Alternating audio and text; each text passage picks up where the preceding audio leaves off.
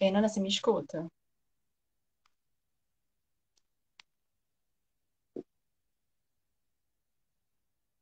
Ok. Sim, sim, é só pra ficar como tava só nós duas. Vamos lá.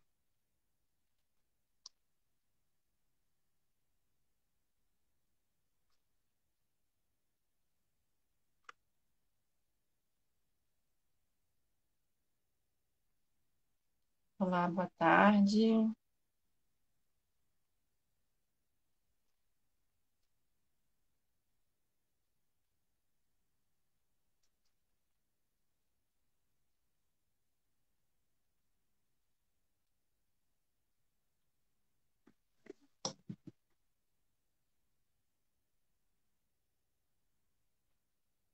Boa tarde, pessoal.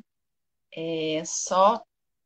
A Vera entrou, então vamos lá, então. Boa tarde a todos. Sejam todos bem-vindos ao canal do LabDeck aqui no IGTV, né, no Instagram. E meu nome é Daniele Borim, faço parte desse laboratório que é coordenado pelo professor Marcelo Rocha, né, e hoje nós vamos conversar com a professora Valéria. E eu começo a nossa live de hoje com uma pequena historinha. Assim se começa a contar uma história em Moçambique, país africano em que também se fala português. Era uma vez uma professora negra que gostava de contar histórias e descobriu que poderia fazer delas um instrumento para ensinar, mudar realidades, ideias e conceitos. E também para combater preconceitos. A gente está falando da Valéria.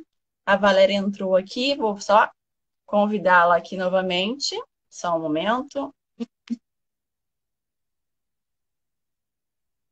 Vamos lá. É só você aceitar aí, Valéria.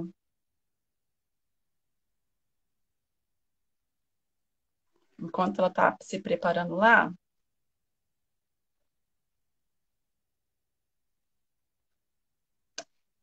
Valéria, você consegue ver aí o convite? É só aceitar ele aí. Olá, carregando aqui. Vamos lá, então, estamos aqui com a Valéria, né? Valéria da Silva Lima, que é professora de ensino fundamental, mestre e doutoranda de ensino de ciências pelo Instituto Federal do Rio de Janeiro, campus de Nilópolis. A Valéria veio conversar com a gente hoje sobre três temas que são abordados aqui no mês de novembro. Três temas muito importantes. Ciência e Cultura, que foi comemorada no último dia 5 de novembro. A Consciência Negra, que é comemorada amanhã, a gente fala sobre ela amanhã, né? Dia de 20 de novembro. E no dia 25 de novembro, Dia Internacional da Não Violência contra a Mulher. Tudo isso pelo prisma da contação de história. A Valéria trabalha isso em sala de aula, com contações de histórias. Olha que legal. Então, vamos falar com a Valéria. Oi, Valéria, boa tarde. Como é que você está? Tudo bem? Olá, Daniele. Boa tarde, tudo bem? Tudo bem, graças a Deus. Muito obrigado por participar dessa live com a gente, né, por aceitar esse convite, trazer um pouquinho sobre a contação de história em sala de aula, né? Como é que a gente pode envolver isso com ciência, com ideais, com combater o racismo, né? Tão, ideias tão legais, tão importantes no dia de hoje. Então vamos começar falando um pouquinho de você, Valéria. Conta pra gente quem é a Valéria, qual é a sua trajetória, né? De onde você é, de onde você trabalha. Tudo bem. Em primeiro lugar, muito obrigada pelo convite. Obrigada por estar aqui participando, né, dessa live para conversarmos um pouco sobre a contação de histórias, né? Agradeço imensamente às minhas orientadoras, Mailta e Givere, que têm colaborado muito para esse trabalho. Bom, então eu sou Valéria da Silva Lima, né? Você já me apresentou. E de onde eu venho? Eu venho de um histórico de contação de histórias desde a infância. Minha mãe sempre contava histórias para mim e para as minhas irmãs antes de nós dormirmos. E aí eu aprendi, eu fui envolvida nessa cultura de histórias desde a infância. Quando eu ingressei no magistério, assumi a, a, a docência com 18 anos no município de Barra Mansa, eu comecei a inserir a contação de histórias nas práticas docentes. E aí eu fui contando histórias, mas contava histórias de uma forma mais oralizada, porque o acervo de livros eram poucos os que chegavam nas escolas. Então, nós contávamos mais as histórias que nós ouvíamos pelo rádio, as histórias de tradição oral. Aí eu ingressei na pedagogia. Ingressar no curso da pedagogia, logo que eu ingressei no curso da pedagogia, eu comecei a trabalhar aliás, antes, eu comecei a trabalhar na sala de leitura, recebi um convite para Uhum. trabalhar na sala de leitura e deparei com um acervo de livros.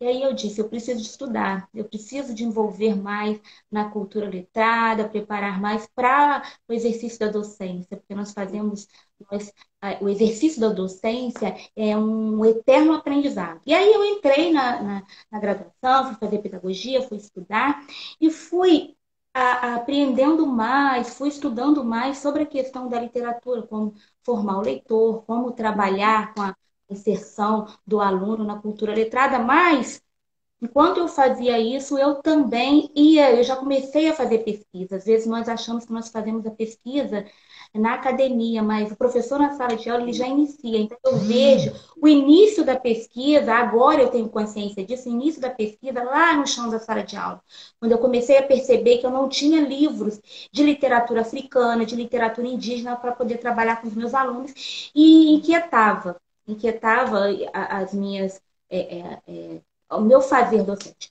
Aí, terminando a graduação, eu fiz a graduação pelo CEDES, pela Unirio, aqui um polo em Volta Redonda. Terminando a graduação, eu fiquei sabendo que tinha um curso de especialização em contação de histórias na Rural. Uma amiga minha do curso falou, a Neide, nós contamos histórias, e Neide me convidou, falou, Valéria, vamos tentar? E ali eu fui. Olha, foi uma mudança na minha vida, eu comecei a olhar com outros olhares para a contação de histórias, para a docência. Eu fui para melhorar a minha docência, acabei investindo ainda mais na carreira acadêmica. Dali eu saí, fui fazer o mestrado. Quando eu saio do mestrado, eu sinto fortalecimento para a contação de histórias, quando eu analisei as falas dos professores com relação ao ensino de ciência, a dificuldade para se trabalhar nos anos iniciais, né, na formação do professor. Então, eu saio do curso de pedagogia, saio do mestrado, né, e já vou. Mailta era minha orientadora, e ela nos convida a criar, né, o curso de contação de histórias ali no FIC, em Mesquita, né, no Museu de Ciência ali, Interativa de Ciência ali em Mesquita, e ali nós começamos aquilo que nós já fazíamos em sala de aula com as crianças, em formação continuada, nós começamos a contar para adultos, trabalhar na formação continuada com adultos, e adultos de várias áreas, professores, artistas, né? E contar histórias, sair. Então, a trajetória foi essa. Iniciar no chão da escola, contando para as crianças, para os alunos, e agora trabalhando também com a formação de professores, com a formação de outros profissionais. E aí eu ingressei vou ser breve, né? E nesse percurso também, eu fui. Aí, quando eu comecei a trabalhar lá contar histórias no IFE, no curso de contação de histórias, nós também desenvolvemos um trabalho. Afro Saberes, era um projeto Afro Saberes, é um projeto que ainda tem em Barra Mansa, de contação de histórias no Parque Centenário. E ali nós contávamos histórias, que é um parque ambiental, nós contávamos histórias uma vez na semana, e para algumas turmas de uma determinada escola que era escolhida para ir ali contar, para ouvir as histórias. Então, nós contávamos histórias que remetessem à cultura afro-brasileira. Tinha um momento que a Karine, que ela trabalha com bonecas, e tinha um momento também da capoeira. Então, era um momento interativo e bem cultural, né, interdisciplinar de contação de histórias. Depois que nós nesse percurso ainda, nós trabalhamos também com jovens do ensino médio, fazendo curso de contação de histórias para jovens, para adolescentes que inseridos no ensino médio. E aí eu decido que eu iria trabalhar, tentar o doutorado falando da contação de histórias em diálogo com o ensino de ciência. Porque, a princípio, como que nós trabalhamos no início da escolarização, trabalhando com as turmas de alfabetização, eu trabalhava a contação de histórias para a formação do leitor. Então, esse leitor crítico, esse leitor que vai ler para além do texto, né? Trabalhar com letramento. E aí eu fui descobrindo as inúmeras possibilidades que eu poderia trabalhar com a contação de histórias, abordar as temáticas afro-brasileiras, afro-indígenas, de literatura negro-brasileira, as temáticas ambientais, né? Todas as temáticas que envolvem a inclusão.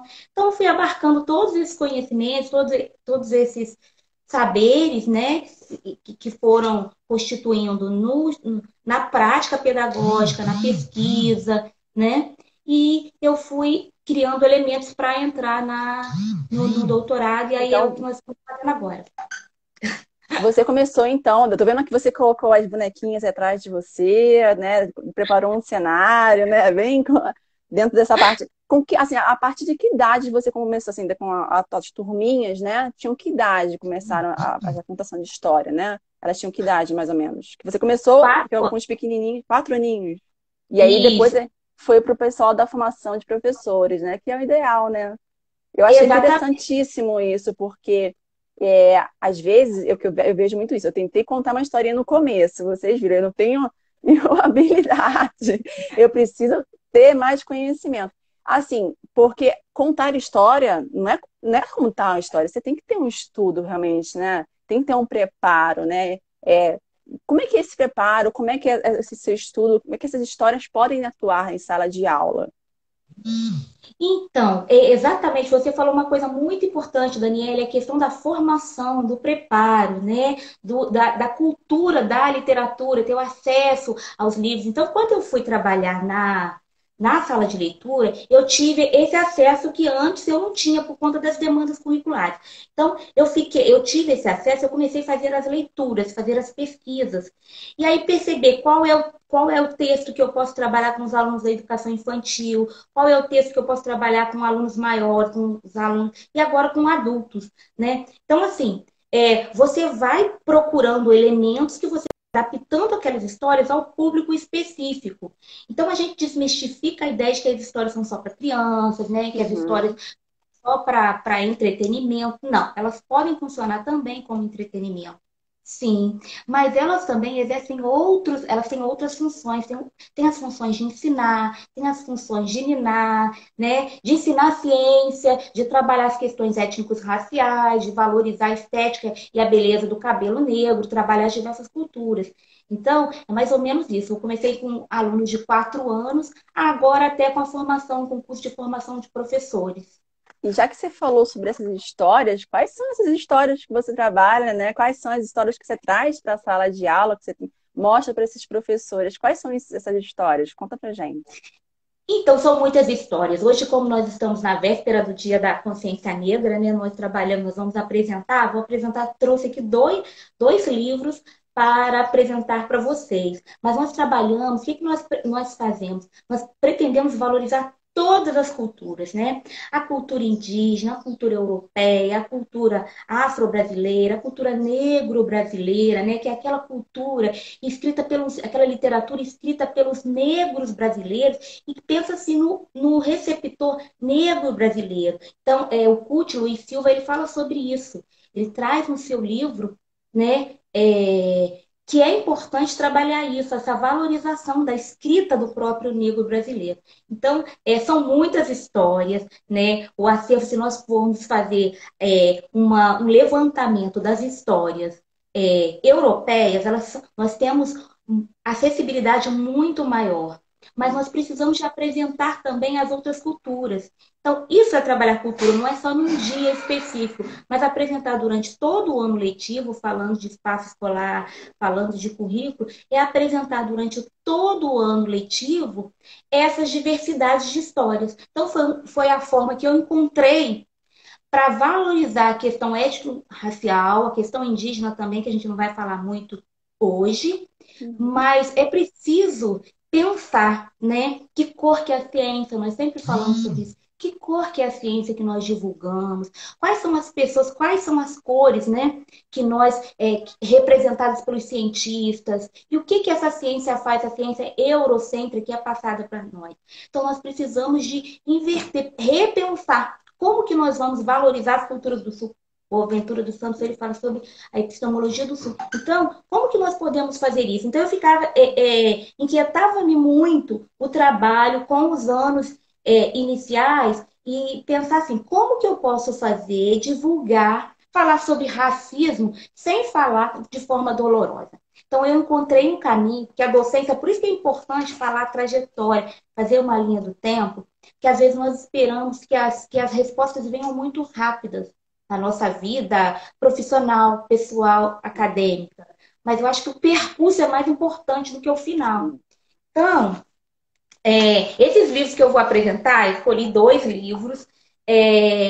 São livros que foram trabalhados, então eu falo de um lugar que eu trabalhei com eles durante muitos anos. Então, são livros muito importantes para mim. Eu os conheci na escola onde eu trabalhei e pelo acervo recebido do PNLD, né? Hum. É interessante porque esses livros estão nas escolas, né? Então, E, é e, fornecido para a PNLD. E a gente, às vezes, e deixa lá. Exatamente. Então, assim, o que eu percebia também? Que acontece que nós recebemos os acervos, na maioria das vezes, o professor não tem tempo, às vezes não tem um profissional capacitado, às vezes não tem formação continuada para esse professor. Esse professor, ele fica ali na escola, mas ele fica como um professor extra, quando falta um professor, ele fica substituindo, então não consegue desenvolver um trabalho de qualidade com um projeto, né? Então, o que acontece? É preciso formação, investir na formação desses professores, de nós professores. A escola que não tem uma biblioteca, os professores eles precisam de ter essa consciência de que a leitura ela abre caminhos para muitos ensinamentos. Então, é o passo inicial. É o início, a formação do leitor, porque aí nós estaremos auxiliando esse aluno que às vezes ele não tem acesso a esse livro de qualidade, acesso à questão econômica de comprar esse livro. Então, ele pode, o professor tendo conhecimento, ele vai saber trabalhar. Então, já vou apresentar o livro. Posso? Então, o Claro, claro, primeiro por favor. é esse aqui, ó. Tá dando para ver? Tá, tá sim, tá sim. Tá? A Então, semente que veio da África, não é isso? A Semente que Veio da África é um livro muito importante. Eu amo esse livro. Isso é muito também, gente, a questão do encantamento. Quando você se encanta com a história, que você gosta da história, é mais fácil fazer com que o outro também goste. E aí eu falo, não é só para criança, é para todos, porque o adulto precisa aprender as histórias, precisa compreender, entrar nos meandros do texto para ele poder trabalhar com as crianças, porque senão ele não vai saber trabalhar. Ele vai então é, eu quero apresentar esse livro, ele é A Semente que Veio da África. E a gente sempre começa perguntando qual é a semente que veio da África? O que você pensa do continente africano? Quando você ouve falar do continente africano, o que você pensa da semente que veio da África? E aí, Heloísa Pires Lima, que é a organizadora desse livro, Jorge Guineca, Mário Lemos, que também escreveram algumas histórias, e a Verônica Tádjo, ela é ilustradora. Então, é importante falar também do ilustrador, falar do autor, que escreveu o texto, o ilustrador que também escreveu o texto de uma forma diferenciada. Então, a partir das Uhum. ilustrações. Então, é bom falar sobre isso. E aí ela já começa, Heloísa, ela já começa, né? Qual é a semente que veio da África? E todo mundo, cada um fala uma coisa, vai pensando. Se vocês quiserem até comentar aí, vocês podem comentar. Qual é a semente que veio da África? O que vocês acham, né? E aí ela vai falando, né? Começa com essa pergunta, então já começa com questionamento. Então, Uhum. antes de ensinar, antes de abordar, já vem o questionamento. Então, é isso que a literatura faz. Então, os nossos ancestrais, né, a cultura tradicional oral africana nos trazia muito isso, contribuiu com isso, com essa fala, né, com o diálogo, com o ouvir o outro, com as paradas, com os silêncios para as histórias. Então, Heloísa, ela vem falando. Então, qual é a semente que veio da África? Valéria, uma resposta aqui achei interessante, ó. Várias. A Cione E Pereira, a Alexandre fala assim, são várias, né? Ah, Sione, um beijo, olha, ótimo Sione. essa. Ótimo. A cultura oral da nossa ancestralidade, muito legal. Então, e aí, ela pergunta também, já faz uma outra pergunta. Você já colheu uma história? Então, como assim, colher uma Olha a história? Então, é história. tudo muito sugestivo. Então, é a questão da semeadura. Então, o livro, do começo ao fim, exatamente, a semente pode ser, não, é a própria É a cultura, né, própria cultura. Carla? Exatamente. É Então, isso aí, Carla. da semente do baobá até a floresta de Adansônia, o livro todo nos traz ensinamentos sobre o baobá. Então, é uma coletânea mesmo. São histórias curtinhas que nos ensinam desde a germinação até as propriedades importantes que o baobá tem para nós, na Então, dá para alimentação. trabalhar com interdisciplinaridade, né? É um trabalho interdisciplinar esse livro, né? Dá para trabalhar a ciência, a antropologia, a história, né? Várias, geografia, então dá para trabalhar bastante coisa, né? Exatamente, Daniele. Esse livro é um livro totalmente interdisciplinar e é um livro assim que eu falo, é um livro de cabeceira. Você trabalha, você descobre tanta coisa que você não sabia que você fala, meu Deus. Eu me lembro que uma vez eu estava trabalhando com alunos da educação infantil, né, 4 e 5 anos. E aí eu coloquei um mapa mundi atrás e aí os Ah, lugares que um autor vinha viajando, passando pelo continente até chegar no Brasil, eu colocava as setinhas. Então, olha como o conhecimento é muito legal. interdisciplinar.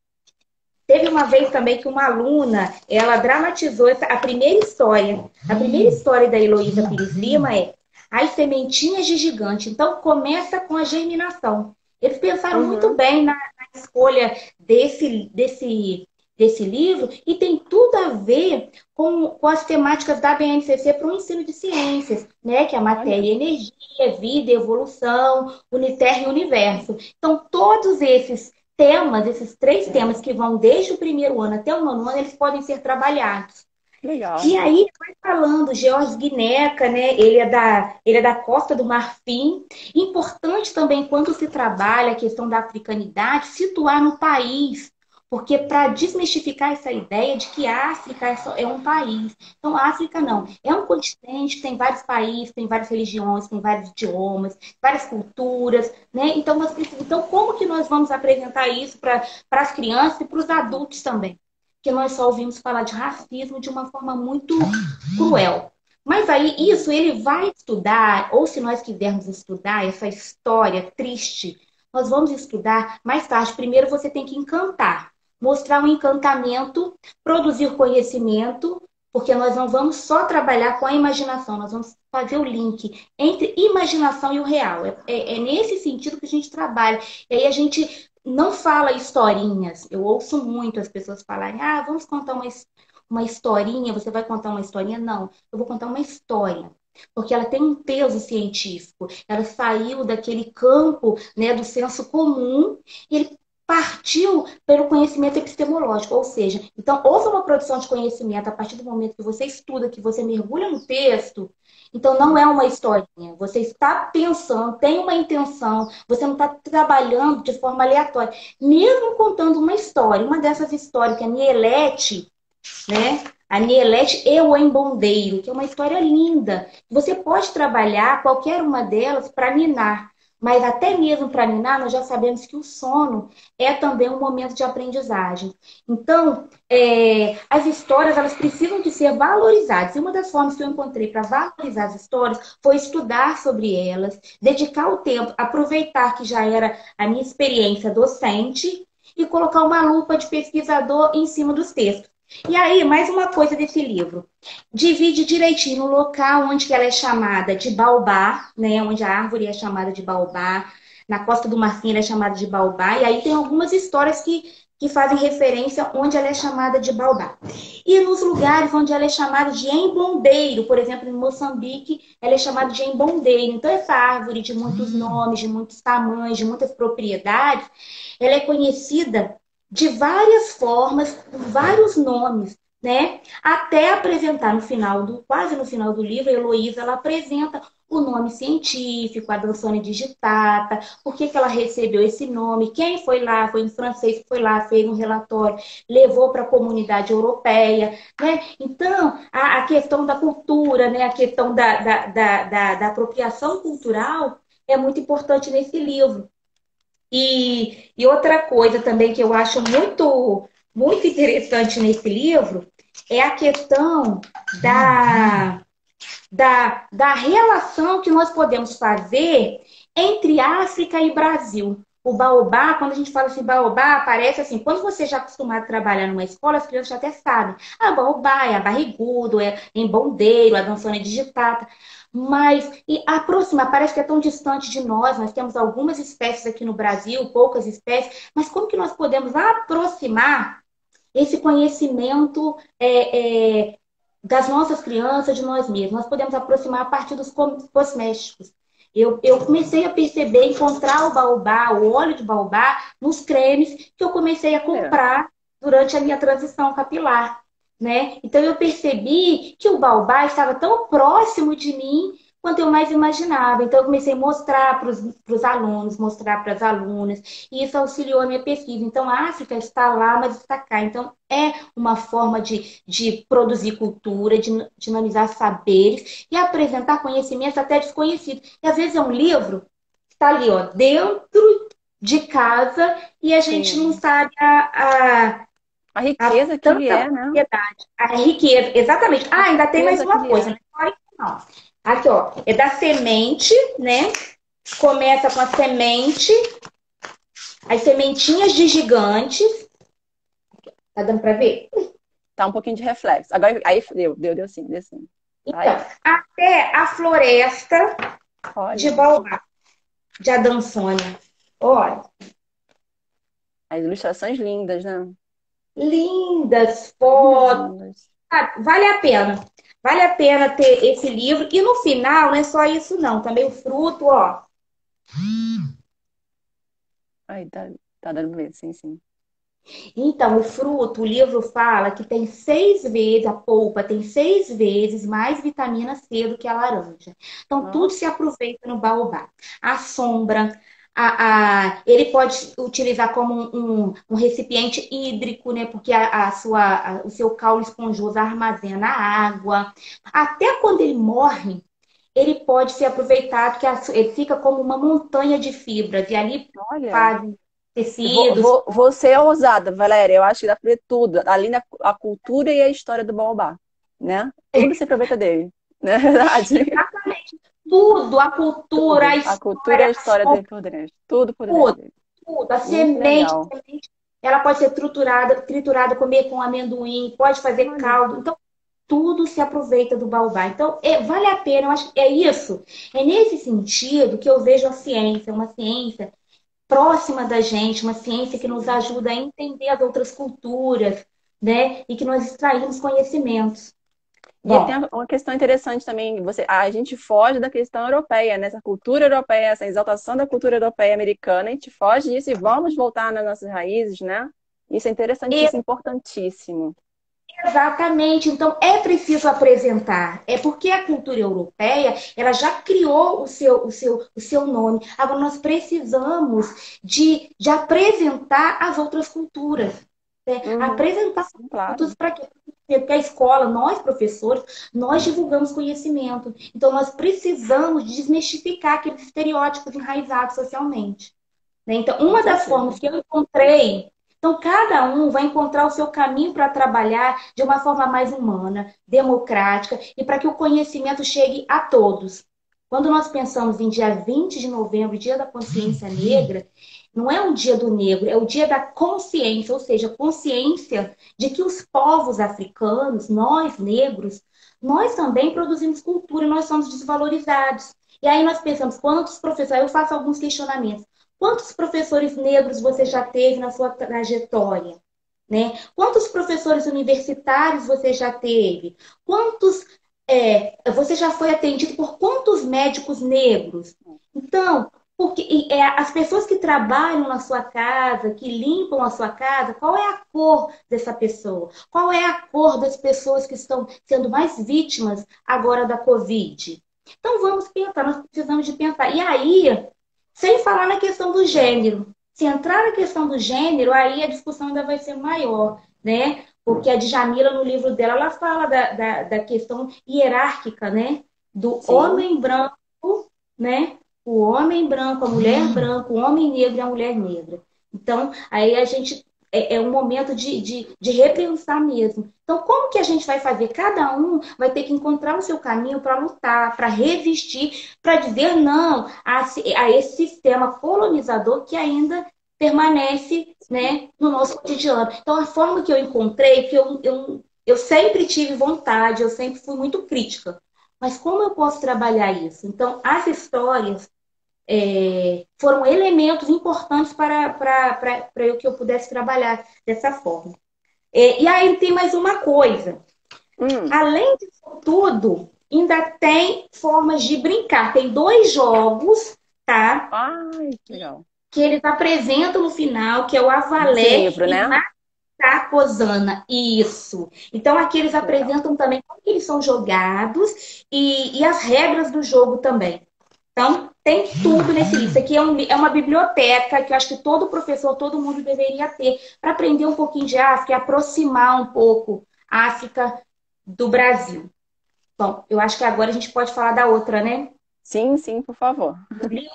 Então, eu escolhi agora também o livro para apresentar para vocês, que eu sei que muitos conhecem, né? É a Betina. Tá dando reflexo? Tá dando para Deixa eu ver. ver? Tá dando. Ok, tá certo. Tá? Tá sim, A sim. Betina, de Nilma Lino Gomes, uma referência no Brasil, né, sobre a questão étnico-racial. E a Denise Nascimento, a ilustradora. Então, as duas, a escrita da Nilma e a arte da ilustração da Denise Nascimento foram especiais para a escolha desse livro. Então, eu escolho Betina. Os dois livros eu os conheci no acervo escolar. Então, Betina, ela conta a história da relação entre a avó e a neta.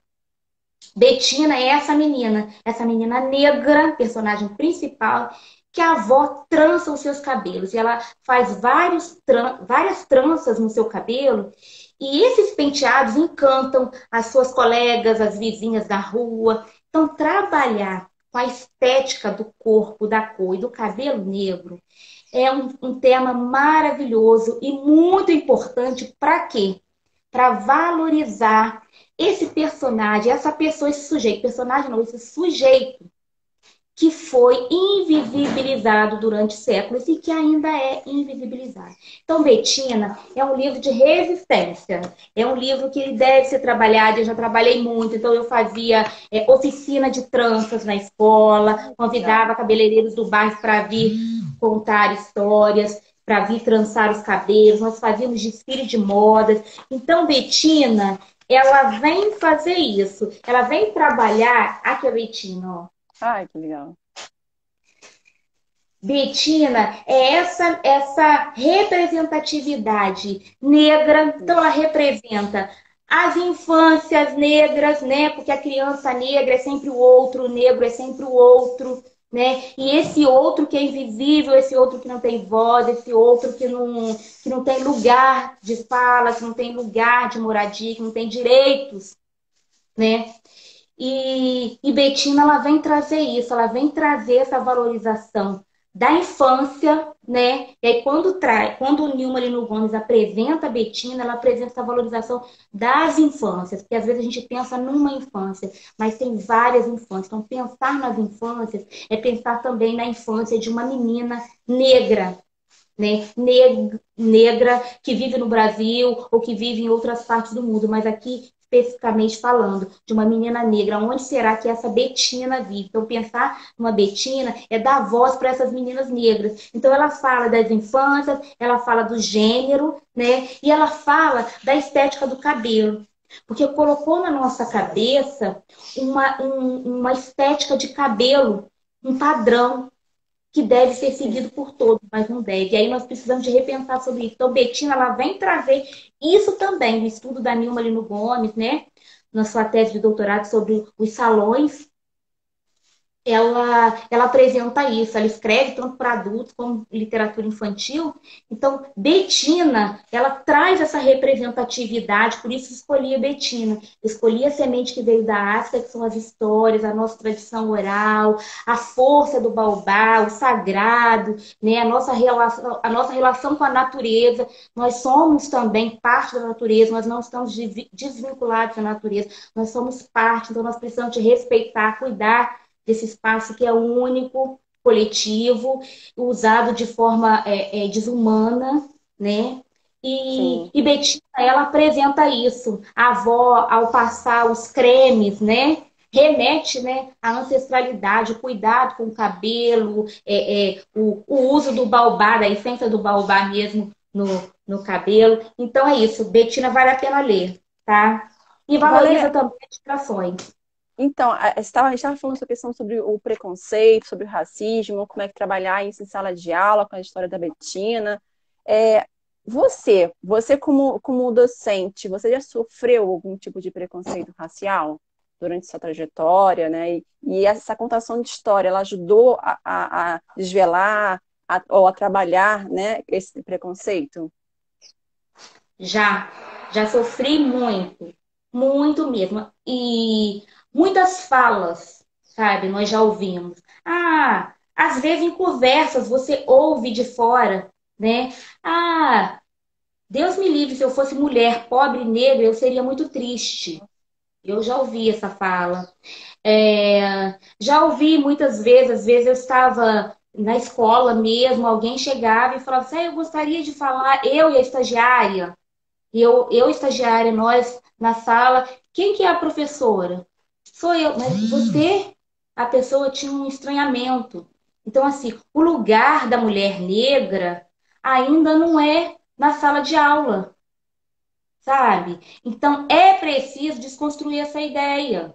É preciso desmistificar essa ideia de que existe um lugar para o negro, um lugar na subalternidade.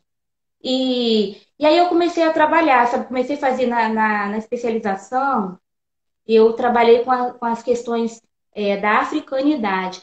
E eu fui fazer um levantamento nos livros da escola e eu vi que de 700 livros eu tinha 27 que tratavam das questões étnicos raciais, Nossa, sem falar que, assim, de literatura indígena eu deveria ter pelo menos uns 4 ou 5. nossa. Assim, do Daniel Munduruku, poucos livros, pouca literatura. Então eu falei, gente, tem que ser trabalhado. Então, tem pouca literatura, mas precisa de ser trabalhada. Então eu comecei a trabalhar. Tem um livro que eu gosto muito de contar, eu acho que numa outra live eu até falei sobre isso, mas eu acho que é importante falar. Às vezes a gente conta, então tem várias técnicas Tem para muita contação coisa. de tem muita coisa que não daria para contar. Então, às vezes, você mostra a imagem, você não mostra, você pode contar só oralmente, com o livro. E uma vez eu fui contar uma história, é o Casamento da Princesa, de Celso Sisto e Simone Matias, a ilustradora. Então, é um livro também lindo, de cabeceira, amo esse livro. E aí eu falei assim, eu vou contar. Nós levamos as crianças para a quadra e eu falei para a Neide, vamos contar lá na quadra? Aí nós fizemos todo aquele movimento, nós contamos na quadra. E eu não mostrei o livro, eu contei a história. E essa história eu já tinha contado anteriormente para as crianças. Eu contei a história e depois eu perguntei, porque começa assim, a Beina era uma princesa muito linda e várias pessoas vinham de tudo quanto era canto para escolher, para vislumbrar a beleza de Abena. E ali eu contei toda a história, estudei a história, aprendi a história, contei. Quando eu terminei, eu perguntei: e aí, gente, gostaram da história? E todo mundo, gostamos, aquela coisa toda. Eu falei: agora, como que vocês imaginaram a Bena? E aí, os discursos começaram. Aí eu imagino a Bena, aí a característica europeia, de uma princesa europeia. Ah, eu acho que a Bena é morena do cabelo longo, eu acho que a Bena é ruiva, eu acho que a Bena é loira, dos olhos azuis. E todo mundo caracterizou a Bena a partir do seu imaginário social moldado pela hegemonia eurocêntrica. Aí eu apresentei a imagem. Quando eu apresentei a imagem, foi um estranhamento. E olha que aquele livro já era um livro de conhecimento. Houve um estranhamento e falas, além do estranhamento, que às vezes o adulto ele expressa com o corpo, ele expressa o racismo com o corpo, com distanciamento, com silenciamento. E as crianças não. Às vezes elas falam. E aí um grupo começou a falar, ela é horrível, ela é feia, ela é ridícula, porque Simone Matias, ela desconstruiu todo o estereótipo de beleza construído pela hegemonia eurocêntrica. Ela apresenta a Bena careca, pescoço longo, bonita, mas ela é careca, sabe? E o pai, o rei, né? Ele é obeso. Então, desconstrói toda a construção de beleza. E aí eu comecei a conversar, uma menina falou, não, eu sou a Bena. Aí quando alguém se identificou como a Bena, mudou. Então, assim, é preciso trabalhar. Eu vejo, pelos anos que eu tenho na docência dos anos iniciais, que às vezes há um medo de se trabalhar, né? Há uma dificuldade de trabalhar com as temáticas étnicas, raciais. Então, mas nós precisamos de trabalhar. Então, vai uma dica para os professores dos anos iniciais, qualquer etapa do ensino, qualquer nível, é preciso falar sobre a questão da africanidade, porque foram povos que contribuíram, nós contribuímos para a nossa nação. Então, como que a gente vai desconstruir isso trabalhando? Então, tem que trabalhar desde a base, sabe? O negro tem que se reconhecer negro, mas como que ele vai se reconhecer negro se ele é sempre o outro, né? Se ele é sempre o outro. Uma vez eu fui fazer uma palestra também para uma turma de alunos da graduação de Física, Química e Matemática. Nós estávamos conversando sobre isso, sobre a questão da africanidade, de ser negro, da autodeclaração. Então, eu vi ali pelo discurso que era sempre o outro. Um falava assim, minha mãe é negra, meu pai é branco. Eu não sou negra. Meu pai sabe? Então, o negro é sempre o outro. E aí eu falei, bom, então, quem é esse negro? Quem vai querer estar desse lado? Né? Sempre colocado no lugar da subalternidade. Então tem que repensar. Eu sei que a gente não vai conseguir mudar de uma hora para outra, mas a gente tem que pensar que tipo de ciência, qual é a cor dessa ciência, que ciência que eu estou produzindo, o que eu estou pensando, quem são esses cientistas, qual é a cor e o que a gente pode fazer. A gente tem que começar a contar Com histórias, certeza. apresentar essas culturas. Com certeza. Bom, vamos seguir para as perguntas, que tem bastante pergunta aqui, Valéria. Bom, vamos lá. Valéria, vamos lá. O Tiago, professor, ele pergunta: como trabalhar a temática da africanidade na educação infantil? Como falar de negros e negras sem remeter ao martírio e à escravidão? Mais ou menos você falou isso no começo, né? A importância de se trazer as histórias de uma outra ótica, né? Trazendo a questão até do livro A Semente que veio da África, né? E apresentar também personagens negros, igual a Betina. Sim. E aí você não fica falando de racismo, você apresenta aí a criança, porque a criança, ela sempre vai querer ser o personagem principal, Sim. né? Então, se o personagem principal é negro, você não precisa de ficar falando, tá vendo, ela é negra. Não, ele é negro. Não, você só apresenta. Vamos lá, então. O Santoro Luiz Felipe, ele pergunta, ele já quer um spoilerzinho da sua pesquisa de doutorado aqui, ó. Como você pretende trabalhar com a contação de história e o ensino de ciências no seu doutorado? Sua fala tem muito a ver com a epistemologia do Sul. Super pertinente, manda parabéns. Obrigada. É isso aí, é a partir das histórias mesmo. Acho que o livro O Luiz é meu amigo de doutorado. É isso aí. O Luiz tem um livro também, a Árvore Generosa, que ela trata muito isso, a relação de amor entre o livro e o menino, a árvore e o menino. Então é isso, eu vou trabalhar essa relação do ser humano com a natureza, mas essa relação de parte, não de fragmento, sabe? É nesse sentido. Vamos lá. Então, a Sueli Maximiano, ela pergunta: o que menos se vê, ela fala a verdade, né? O que menos se vê nas prateleiras das escolas, das creches, são livros, bonecas, cartazes que expressem a existência de crianças negras, não tendo a sua representatividade, né? Isso é um fato, né? A gente vai numa loja de brinquedo, por exemplo, é difícil de ver bonecas negras, né? Eles tentam, mas são poucas ainda, né?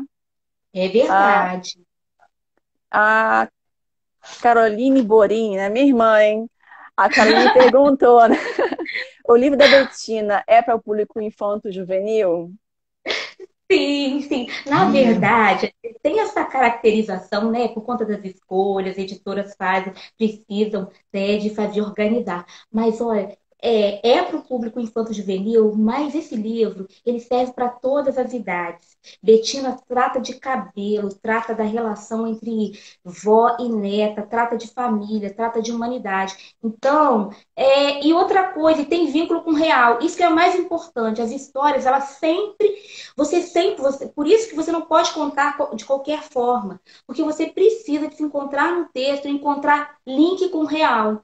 Então, até a aceitação do cabelo, os dilemas, os conflitos, como que eu posso deixar o meu cabelo, de que forma que eu posso tratar do meu cabelo, Betina, ela já traz essas ideias iniciais para serem trabalhadas a partir da infância. Mas o adulto que vai ler primeiro, né? É. Outra importante aqui, bem interessante. A Luciana Fiuza pergunta o seguinte: você já teve algum problema com os pais por trazerem essas discussões, né, para a educação infantil? Algum pai que não gostou, que não queria que tratassem sobre esses temas, né? A questão do racismo, preconceito, a cultura africana em sala de aula. Algum pai já reclamou? É, alguém da equipe pedagógica já foi contra a esse trabalho? Não, não. Por incrível que pareça, não, que a comunidade era muito receptiva e outra coisa, apresentava de uma forma muito lúdica, com músicas, com brincadeiras, cantiga de roda, trazer conhecimentos do continente africano. Por exemplo, eu lembro que uma vez, no hino nacional da África do Sul, depois do apartheid, é cantado em 5 idiomas. E aí eu decidi, falei, gente, eu vou ensinar para essas crianças. A escola inteira ajudou e a gente ficava cantando, cantando. Aí foi uma professora de inglês, que tem uma parte que eles cantam em inglês, Xhosa, e tem outro. São 5 idiomas. E aí conseguimos apoio, parceria com a professora de inglês, ela foi lá, ensinou. Então, assim, a comunidade sempre gostava por causa do dinamismo que a gente trabalhava. Ou seja, apresenta a história de uma forma dinâmica e depois, porque o texto ele sempre tem lacunas, é sempre bom pensar nisso. Então, assim, quando eu decidi contar, eu falei, eu vou contar as histórias e eu vou deixar lacunas para as pessoas, para o leitor, para o ouvinte entrar a partir das suas vivências, suas culturas e dar as suas próprias significações para as histórias. Então é sempre importante isso. Quando você faz isso, você consegue abordar. E aí conhecer o público também é importante quando você conhece o público para saber que tipo de história que você vai contar. Se você vai contar a história de um público religioso, você vai adaptar aquela história para aquele público. Então, se você vai contar uma história no espaço laico, você vai adaptando. Mas não tive, não. Até a Sueli Maximiano botou aqui. Eu quero saber se na escola o professor tem a liberdade de expressar sobre o racismo, né? Se expressar sobre o racismo. O que você acha? Assim, ele botou aqui, quero saber se na escola o professor tem a liberdade de expressar sobre o racismo. Eu acho que depende da escola, depende do espaço que você está trabalhando, depende da gestão. Eu, por exemplo, trabalho muitos anos na escola pública, então nós temos, assim, uma liberdade maior para trabalhar e a gente não fala racismo, a gente conta histórias. Né? Nós contamos histórias, nós apresentamos personagens indígenas, apresentamos personagens negros. E eu já tive uma experiência de uma vez, uma pessoa perguntou para mim um projeto sobre contação de histórias. Na época